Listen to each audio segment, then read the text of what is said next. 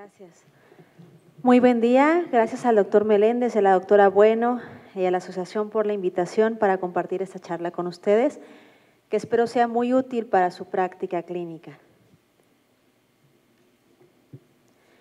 Y bueno, vamos a definir que la enfermedad por reflujo gastroesofágico es la exposición prolongada del esófago distal al contenido gástrico.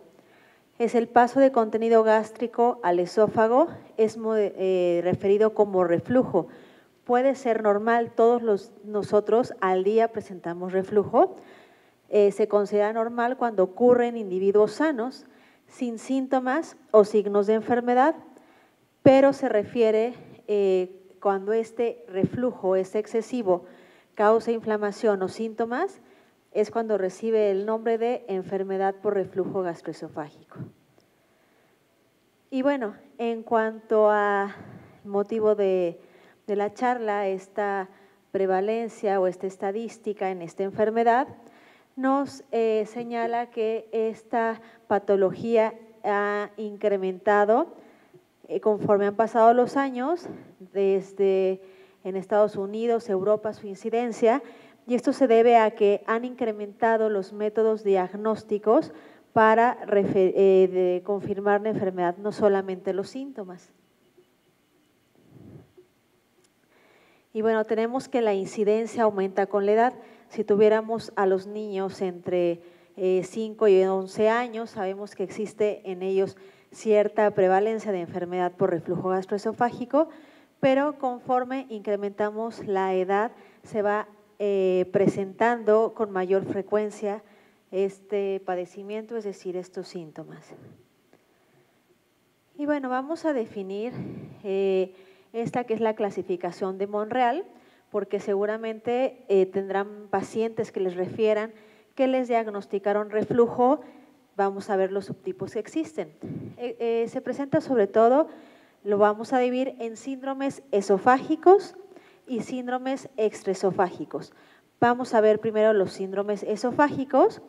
Estos se dividen en síndromes sin daño esofágico como tal, serían los pacientes con la variedad no erosiva, que vamos a definirla, y los pacientes que tienen dolor torácico. Digo, a ustedes no se los van a mandar por dolor torácico, sino ya un confirmado, un diagnóstico, pero les pueden referir que iniciaron su padecimiento refiriendo dolor torácico y concluyeron con los diferentes estudios que te cursaban con una enfermedad por reflujo gastroesofágico.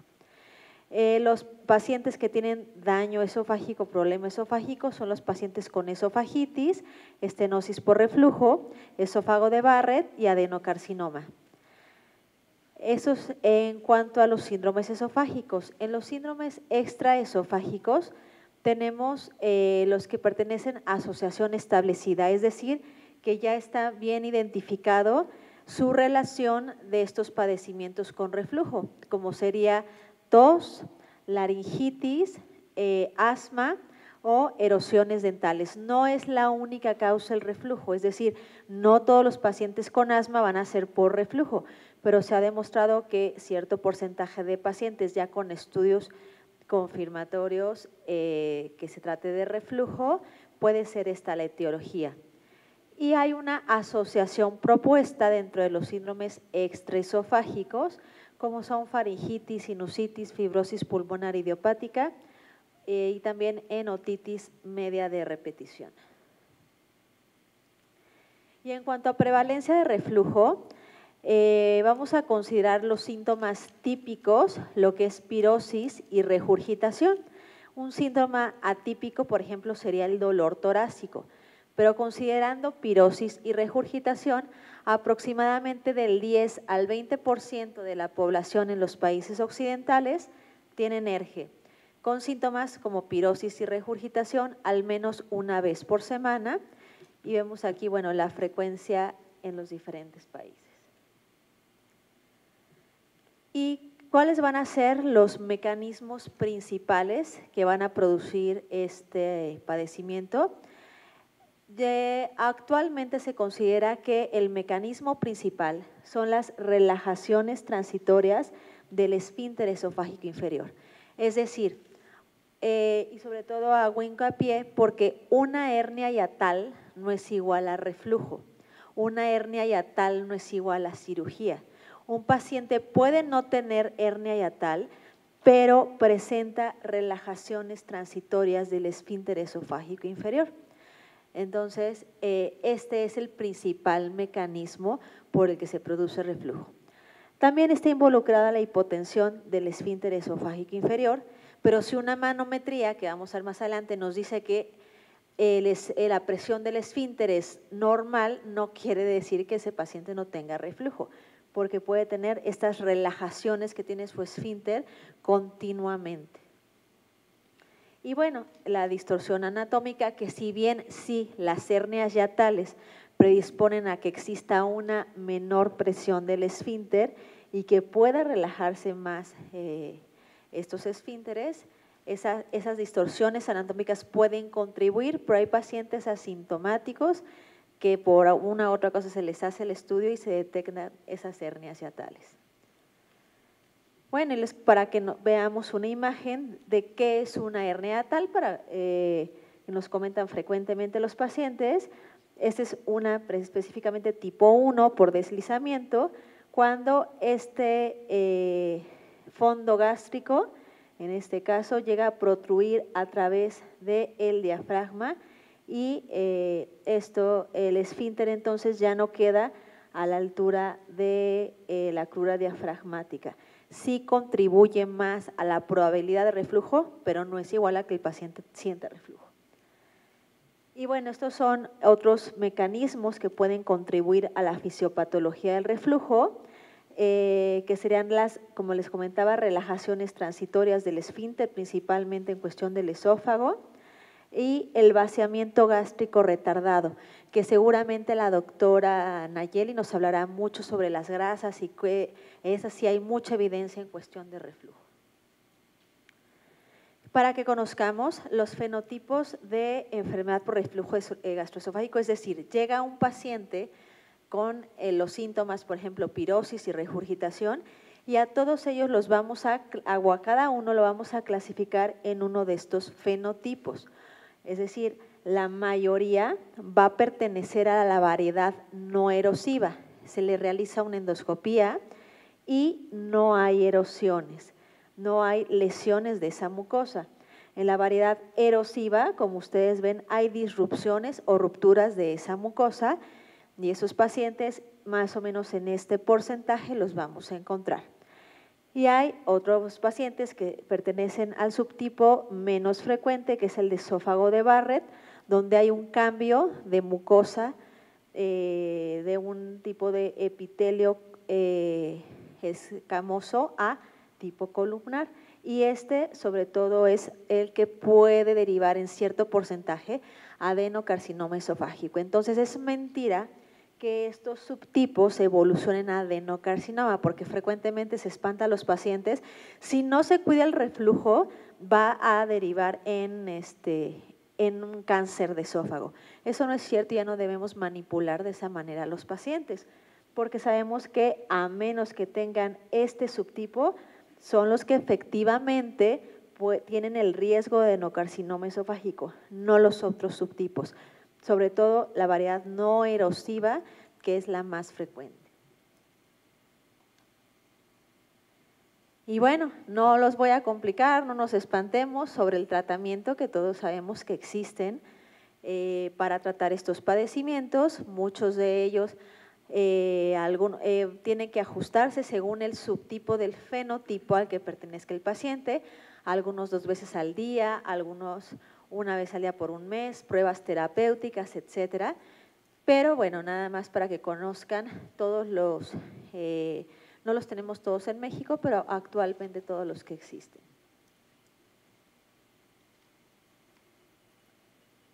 Y bueno, nada más para que conozcamos cuáles son los verdaderos candidatos a cirugía antirreflujo.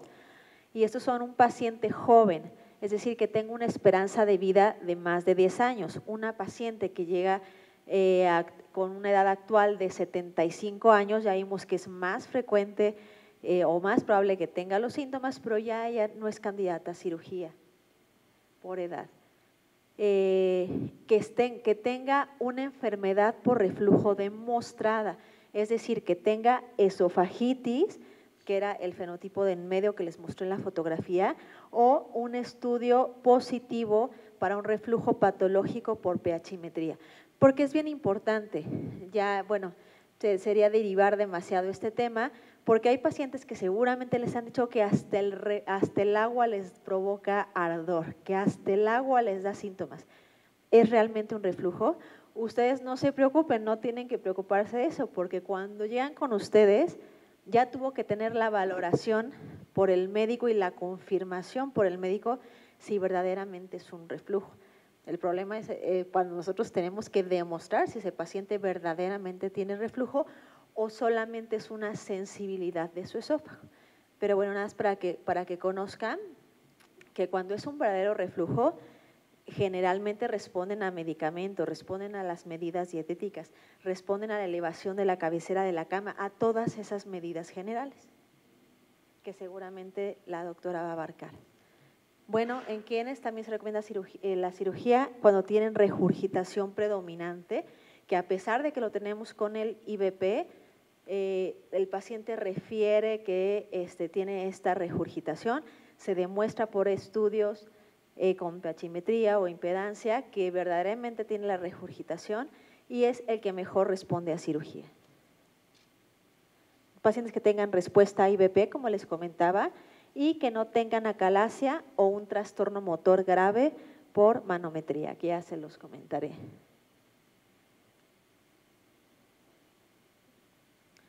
Y bueno, esto fue brevemente en cuestión de reflujo, que no quiero abordar más porque el tratamiento en el que ustedes intervienen es de suma importancia cuando hay un reflujo corroborado y hay muchas evidencias que seguramente la doctora nos comentará si existen o no existen, porque también muchas leyendas urbanas hay acerca de los alimentos o qué medicamentos, alimentos pueden mejorar o empeorar estos síntomas.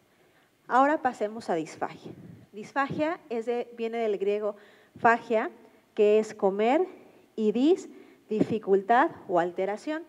Es la sensación de alimento atorado durante el paso de la boca al estómago. La disfagia la vamos a dividir tanto en orofaringea como esofágica. Vamos a abordar primero qué es la disfagia esofágica. Es un síntoma que requiere descartar causas orgánicas. Para que cuando nosotros tenemos un paciente que refiere disfagia, lo consideramos como un síntoma de alarma. ¿Por qué? Porque siempre hay que descartar algo mecánico. Predominantemente ya vimos que la frecuencia llega a ser en edades después de la mediana edad, entonces siempre hay que descartarles causas orgánicas para descartar que sea de tipo obstructivo, como neoplasias, estenosis benignas, o una patología que se conoce como esofagitis eosinofílica, que también ustedes abordan mucho por el tratamiento nutricional y eliminación de alimentos, membranas, divertículos, anomalías vasculares. Es decir, siempre hay que descartar que esa disfagia no sea evidentemente provocada por algo estructural. Y bueno, todo abordaje diagnóstico, les comento que se considera un síntoma de alarma, debe iniciar con una panendoscopía y un esofagograma. En el esofagograma, bueno, vamos a ver en este caso estas obstrucciones de un esófago medio, lo deberíamos de ver como una columna de bario parejita en todos sus bordes. En estas dos vemos esta estenosis. Y bueno, evidentemente en este caso de una anoplasia, con la endoscopía, ¿por qué la importancia de abordar estos pacientes de esta manera?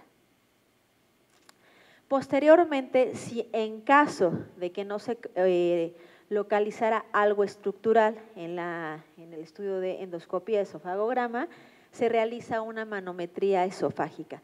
El objetivo es descartar trastornos motores, que puede ser acalasia, espasmo esofágico, esófago hipercontráctil, esclerodermia, etcétera, que puede estar provocando esa disfagia en ese paciente. Les pongo esta ilustración, que es una manometría, una topografía, se conoce como una manometría de alta resolución. Tenemos el esfínter esofágico superior, lo que es el cuerpo esofágico, la relajación del esfínter esofágico inferior, que es normal porque el paciente en este momento está deglutiendo, se relaja el esfínter y el tono posterior del esfínter esofágico inferior. Solamente para que conozcan, muy diferente a este trazo que es una acalasia. Lo observamos que es completamente diferente, no relaja el esfínter con la deglución, esta peristalsis no aparece inclinada, sino vertical, etcétera, y por diferentes parámetros sabemos que es un paciente con acalasia que pudiese ser, bueno, más bien que explica la causa de la disfagia esofágica del paciente. Pero bueno, en quienes no tampoco encontramos nada en esa manometría, la disfagia esofágica se encuentra dentro de los síntomas referidos de pacientes con enfermedad por reflujo hasta en un 25% de los pacientes. Es decir, una cuarta parte de los pacientes con reflujo van a tener disfagia. Y de los pacientes que se operan, frecuentemente requieren una reintervención por disfagia secundaria a la cirugía hasta el 35%. Y ahora vamos a abordar la disfagia orofaringea. La disfagia orofaringea es la dificultad para iniciar la deglución o propulsar el bolo hacia el esófago. Generalmente este padecimiento o esta patología requiere de la intervención de muchos especialistas en ocasiones para encontrar la causa. Y vean que aquí está nutrición, entonces ustedes forman una parte importante dentro del tratamiento. Pero bueno, también lo pueden identificar ustedes perfectamente y vamos a comentar acerca de las pruebas que todos ustedes pueden realizar. En la etiología, bueno, es muy variada, por eso a lo mejor les comento todas las especialidades médicas que podemos estar formando el equipo para llegar al diagnóstico, porque es muy amplio. Puede ser desde enfermedades del sistema nervioso central, como enfermedad vascular cerebral, enfermedad de Alzheimer, esclerosis lateral amiotrófica. Pueden ser causas miogénicas como dermatomiositis, polimiositis, síndrome paraneoplásico, miastenia gravis. En fin, los voy a detallar causas estructurales finalmente que están localizadas en esta porción. Y también distrofia oculofaringea, que es raro, pero afortunadamente en el hospital frecuentemente tenemos casos. Ahora, también en niños, ustedes también, de acuerdo a donde trabajen, van a valorar niños. Estas patologías son, o la etiología es diferente. Frecuentemente, dentro de los primeros 6 meses de vida, lo más frecuente es por enfermedades del sistema nervioso central, parálisis cerebral infantil. Y estas normalidades, por ejemplo, aquí anatómicas, niños con labio y paladar hendido, toda esa rehabilitación que se debe realizar y cómo van cambiando estas etiologías que ustedes observan aquí conforme los niños van creciendo hasta la edad adulta. También en adultos mayores, de acuerdo al grupo etario, va a variar esta etiología. Por ejemplo, en 60 a 69 años los encabezan los CBC, enfermedad de Parkinson, esclerosis lateral amiotrófica. De los 70 a los 79 años, EBC, enfermedad de Parkinson, siguen encabezando, pero aquí ya toman más importancia los padecimientos neoplásicos. Y de 80 a 89 años, de acuerdo a este estudio, enfermedad de Alzheimer, la demencia, forman de las principales causas. Y bueno, recordemos brevemente la anatomía orofaringea para que podamos definir o conocer esta disfagia que presentan los pacientes. Recordemos que la deglución se va a dividir en 3 fases: fase preparatoria oral, fase faríngea y fase esofágica. Y que todo esto, bueno, está relacionado de acuerdo en la faringe con las estructuras anatómicas que tienen en común, ya sea nasofaringe, orofaringe, hipofaringe y cómo llega hasta el esófago. Esto ahorita nos va a servir para que conozcan un poco de los estudios que realizamos. Y entonces vieron a ustedes las etiologías, que había EBC, les estoy comentando que también la parálisis cerebral infantil, etcétera. ¿Y por qué incrementan estas probabilidades o estos padecimientos en estos pacientes? Necesitamos una integridad neurológica para realizar una deglución. Entonces, aquí están los núcleos que se localizan en el sistema nervioso central, que desencadenan la deglución, y cómo estos se encargan tanto de relajar cuando tienen que hacerlo, cuando queremos deglutir, cómo propulsionan ese bolo a través del esófago y cómo relaja ese esfínter esofágico inferior. Todo eso está conectado al sistema nervioso central. Y bueno, en la valoración clínica, que también cuando llegue un paciente con ustedes, ¿qué deben valorar? Bueno, la integridad anatómica, hablábamos de paladar labio-leporino, paladar hendido, pacientes con anormalidades en su mandíbula, en la lengua. La valoración anatómica, desde luego, incluye ese frenillo lingual, lenguas geográficas, etcétera. Todo eso debemos tenerlo en cuenta para saber cómo está esa fase oral. Los dientes, esa oclusión dentaria, cómo se encuentra, las úvulas, si son úvulas divididas, es una úvula larga, hay úvulas que pueden llegar incluso a orofaringe.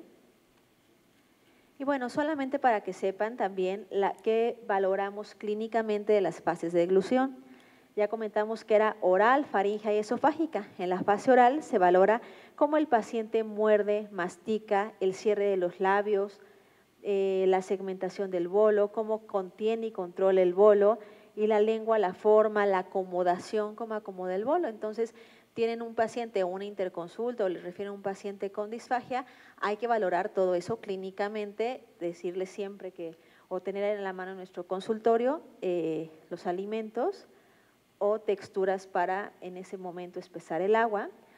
La fase faríngea, para cómo se encarga del transporte del bolo y eliminar el residuo en la que puede quedar en garganta.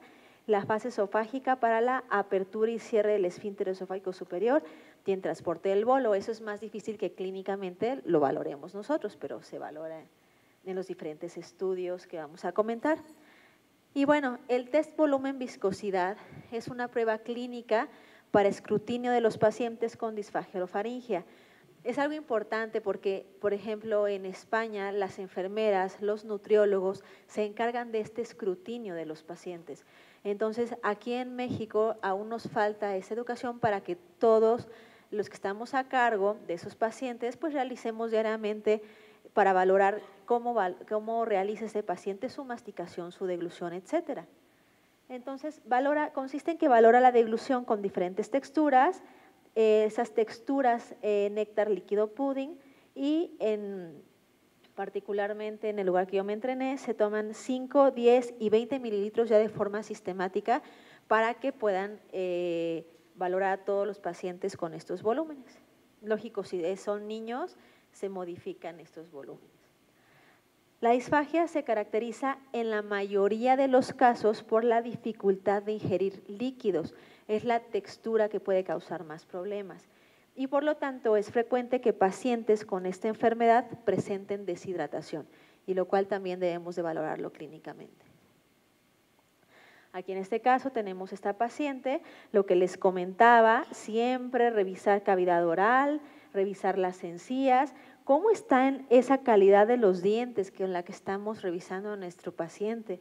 A lo mejor típico que los familiares ni enterados están de que este diente a lo mejor pues es más conveniente sacarlo que a que le esté dificultando morder.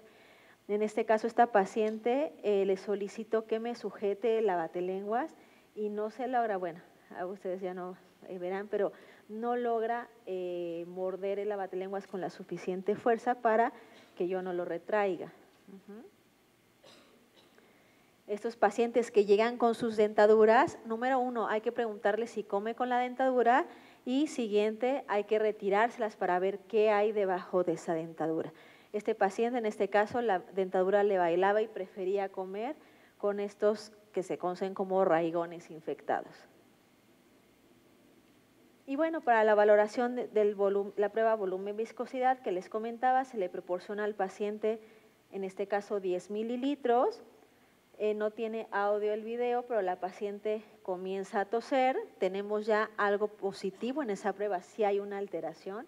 Esta paciente tose, tiene voz húmeda, que ahorita les voy a comentar que se valora. Y bueno, también definitivamente tomar en cuenta el cuidador primario.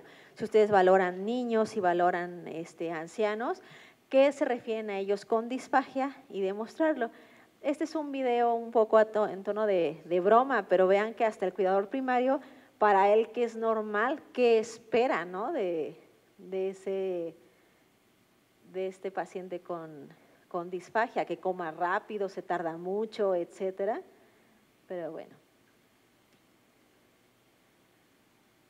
Y bueno, es sorprendente que se lo acaba, creo que en menos de un minuto, pero vamos a cortar el video. Y bueno, considerando que una deglución debe ser segura y eficaz, segura es la ingesta de calorías y agua sin complicaciones respiratorias, y eficaz la ingesta de calorías y agua para mantenerse nutrido y hidratado. Entonces, un paciente puede tener o debe tener una deglución segura y eficaz. Podemos tener un paciente que tiene una deglución no segura, no eficaz o las dos. Y de seguridad, una deglución segura, ¿a qué nos referimos? Que el paciente cuando toma ese bolo presente tos, cambios de voz, desaturación más del 3%, y eficacia nos habla del sello labial, aquellos niños, por ejemplo, con parálisis que todo derraman y no se acabaron el topper, pero a lo mejor todo está terminado o regado en el babero. La presencia de residuo oral, deglución fraccionada, múltiples degluciones que fatigan al paciente y síntomas de residuo faríngeo. El paciente perfectamente refiere que algo tiene atorado. Nada más conozcamos que existen el término de penetraciones y aspiraciones por los estudios ahorita que en lo que los médicos confirmamos la severidad de este cuadro. Cuando el material radiológico no traspasa las cuerdas vocales, se le conoce como penetraciones, y cuando sí las traspasa, se conocen como aspiraciones.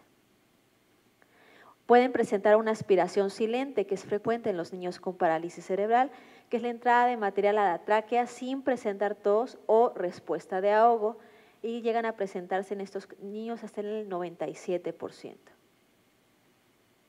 Y bueno, este es acerca del test volumen viscosidad, es la consistencia néctar, líquido y pudding que se le proporciona al paciente. Néctar es aquella gota que si nosotros vertimos la cuchara cae en unas gotas, vamos a decir, finas. El líquido desde luego es un hilo de agua que cae de manera continua, y el pudding al vertir la cuchara una gota gruesa que cae. Entonces,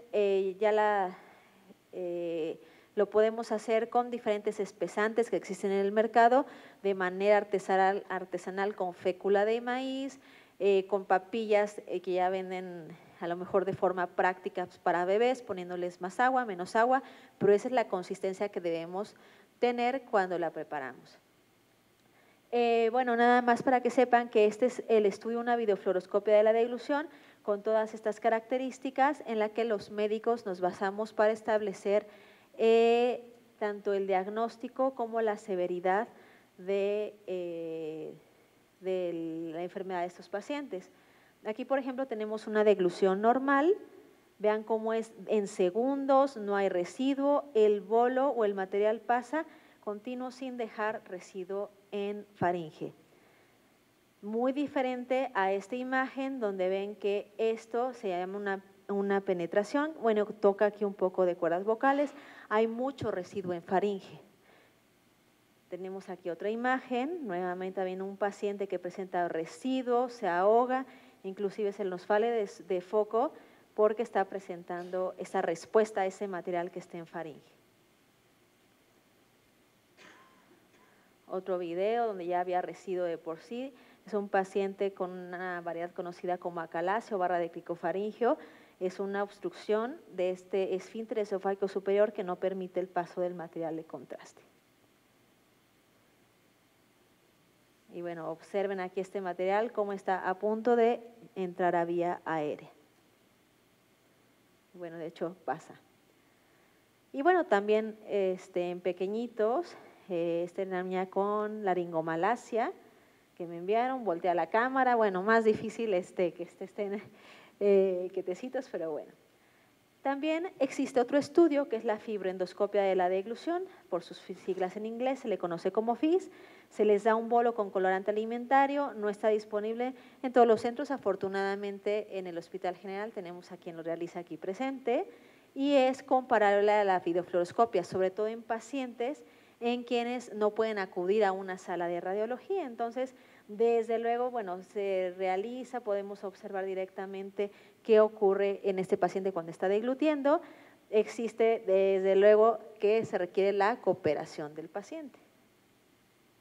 Y bueno, esta es la imagen de este estudio en el que corroboramos que este paciente presenta una alteración en la seguridad, en la eficacia también, porque tiene aquí residuo, como comentamos.